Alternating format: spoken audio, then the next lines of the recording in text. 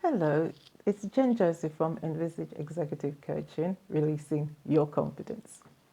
Managing when tempers are frayed. In the current situation, people are getting really strung, really highly strung, so tightly strung that if you were to pluck their cords, that cord would break. Why?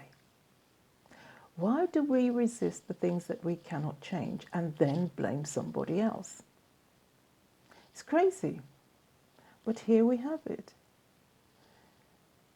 You know, this is a horrible circumstance that we're in where people are getting ill or people are flouting the law, or you're locked into an environment where the four walls are all you see every day, day in, day out, and you can't go outside to meet others. But think about it. If you had the freedom to go out, would you have been talking to anybody anyway? Think about it. I was listening to my son who was saying, oh, this is happening at work. And I was saying, but you're at work. You're able to go out every day at work. So why are you speaking this way? Oh, the guys are talking that way too. Literally following like a sheep to the slaughter, a lemming going over the cliff. We really do need to take charge of our minds right now and our emotions. We really need to look at this downtime as an opportunity. I was reading a poem that came from 1896 when there was a similar pandemic. And it said, and everybody sat down and thought, and everybody realized that they could be nice to one another. And the world changed and the world had a break. But then after 1896, we had the Crimean War coming to the turn of that century. And, you should think, well, what happened? In 1896, everybody thought we were going into this brave new world where we're going to be kind to one another. And then we had the Crimean War. And then there was 1918, when there was another pandemic and a similar poem was written. But we were in the middle of World War I. What happened? And even after they'd written that poem, the war finished in 1919.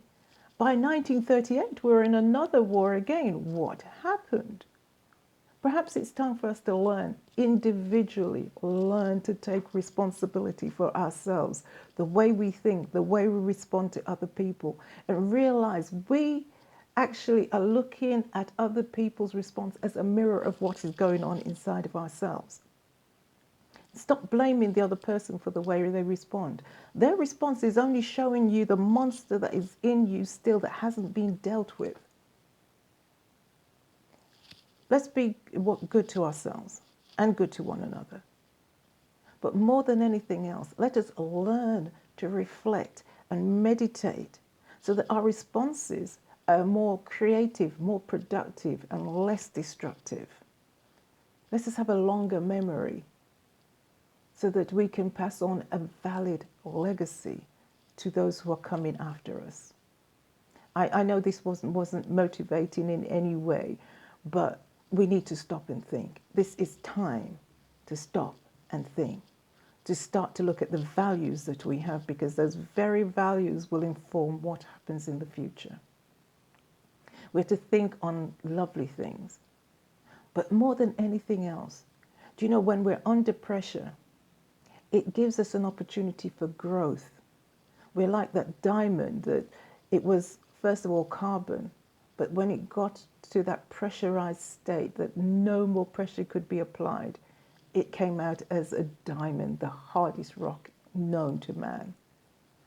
Let's use this time to really understand our values so that we can move forward. Jen Joseph, Envisage Executive Coaching, releasing your confidence. Bye for now.